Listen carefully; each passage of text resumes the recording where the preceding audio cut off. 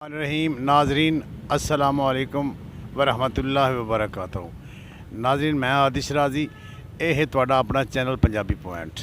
नाजरीन मैं इत्थे मौजूद हाँ 32 चौक ते बंद रोड का अज इफ्तिताह है। निगरान वज़ीर आला मोहसिन नकवी साहब इसका इफ्तिताह कर रहे हैं। तो जनाब जड़ा बंद रोड है ये तकरीबन सगियां पुल तो शुरू होएगा तो न्याजी इनू इंटरचेंज सदन न्याजी इंटरचेंज शुरू हो के तो बाबू साबू इंटरचेंज तक जाएगा। सगिया इंटरचेंज रस्ते च आएगी जनाब। दो इंटरचेंज तो जड़ा रस्ता ना बिल्कुल साफ सुथरा रोड बनाया गया है। तुहाडे सामने नाज़रीन मैं तुहानू विखा रही हाँ।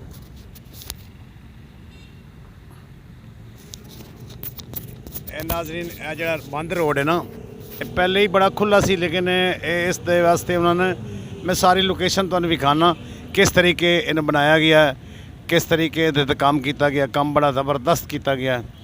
एदा संगे बुनियाद सी जड़ा असल मनसूबा है ये PTI के दौर का सी चौधरी परवेज़ इलाही साहब का। तो उस तो बाद जनाब निगरान वज़ीर आला जड़े ने वो आए तो उन्होंने आके जनाब इसका काम मुकम्मल कराया तो बड़ी तेज़ी के नाल काम मुकम्मल कराया इन्होंने। तो यह पुराना रोड है जनाब है तो यह ऊपर नवा रोड बनया जड़ा सारा नवा रोड बनाया उन्होंने। नाज़रीन बड़ा प्यारा रोड बनाया इन्होंने। तकरीबन यौमिया जड़ा ना एक दिन दे विच 2 लाख गड्डी गुजरेगी तो 2 लाख। तुहाडे सामने फ्लैक्स लगी ये भी नाज़रीन तुहानू मैं विखा रही हाँ। 2 लाख यौमिया जी गड्डी इस तू गुजरेगी तो 2 लाख गड्डी यानी कि गुजर के लोग मुस्तफ़ीद होंगे इस मनसूबे तो। नाज़रीन मनसूबा बड़ा प्यारा बनाया गया है। दूसरी जाने मैं आ गया नाज़रीन जितों तक मैं पैदल जावांगा नाज़रीन तुहानू विखावांगा। बड़ा प्यारा रोड बन गया इदा बंद रोड 32 चौक तो शुरू होएगा न्याजी इंटरचेंज तो बाबू साबू इंटरचेंज तो जाके उतरेगा है। साफ ज़ाहिर है नाज़रीन पर्ची भी होगी, टूल प्लाजे भी होंगे ये एवं तो नहीं ना सारे काम होंगे क्योंकि खर्च अखराजात इस बड़ी लागत आई है। लागत भी मेरे ख्याल है जो आई है वो भी मैं तुहानू अजे तक तो मेरे सामने कोई फ्लैक्स नज़र नहीं आ रही आएगी तो मैं वो भी तुहानू विखावांगा। जनाब 6 माह दे विच मुकम्मल किया गया 6 माह दे विच मुकम्मल करके इस जनाब वाला दोबारा जड़ा ना शुरू किया गया। नाज़रीन ये जड़े मनाज़िर ने मैं तुहाडे तक पहुँचा रही हाँ सारे। नाज़रीन ये सारा बंद रोड है। अगे इफ्तिताह जड़ा है CM साहब कर रहे हैं आके थोड़ी देर बाद वो भी पहुँच जाएंगे। इन्हों की सिक्योरिटी आ चुकी है इत्थे सिक्योरिटी तुहाडे सामने गुजर रही है।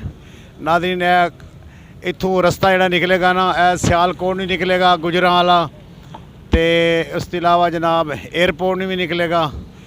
ये जड़ा रिंग रोड है वो भी रस्ता जाके निकलेगा मोटरवे ते भी चढ़ेगा हर तरफ यानी कि तुसी शदरे वाली साइड ते भी जा सकते हो होर ही काफ़ी जगह ते जा सकते हो।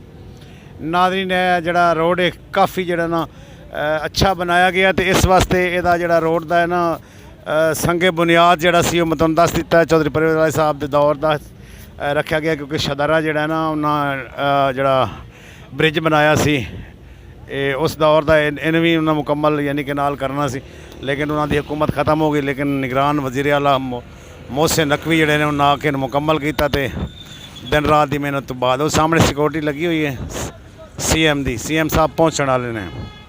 जनाब सारा काम मुकम्मल इहदा तकरीबन अजे होया तो नहीं है कोई लैटिंग शैटिंग माड़ी मोटी लग गई है लेकिन जल्दी दे विच CM साहब उन्होंने जनाब इहदा इफ्तिताह करना है क्योंकि इस तो अगे उन्होंने जड़ा टिनोर ख़त्म होने वाला है। बल्कि थोड़े दिनों बाद जनाब दूसरी हुकूमत आ जाएगी। ये अल्लाह बेहतर जानती जी कि हुकूमत आएगी तो कौन आएगा इत्थे। सिक्योरिटी उन्होंने पहुँच चुकी है CM साहब की तो CM साहब तकरीबन पहुँचने वाले ने। बाकी सारे इत्थे मराहल मुकम्मल हो चुके हैं तो इफ्तिताह जड़ा उन्होंने कर देना तो काफ़ी अच्छा यानी कि इहदा काम किया गया। बड़ी ज़बरदस्त स्ट्रगल की गई है।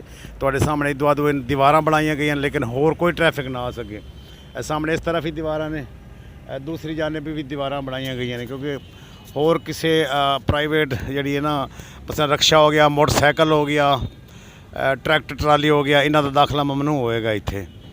तो नाज़रीन सामने जड़ा ना सिक्योरिटी लगी हुई CM साहब की CM साहब आने वाले ने तो इफ्तिताह उन्हें करना है इहदा संगे बुनियाद। नाज़रीन मैं तुहानू दस दिता जिन्हें रखिया सी तो मेहनत जी है वो CM ने की है ਜਿਹੜੀ ਗੱਲ ਹੈ ਉਹ ਅਸਲ ਕਰਨੀ ਚਾਹੀਦੀ ਹੈ ਤੇ ਕਿਉਂਕਿ ਬਿਹਤਰੀਨ ਮਿਹਨਤ ਕਰਨ ਤੋਂ ਬਾਅਦ ਜਨਾਬ ਉਹਨਾਂ ਇਸ ਕੰਮ ਨੂੰ ਅੰਜਾਮ ਤੱਕ ਪਹੁੰਚਾਇਆ।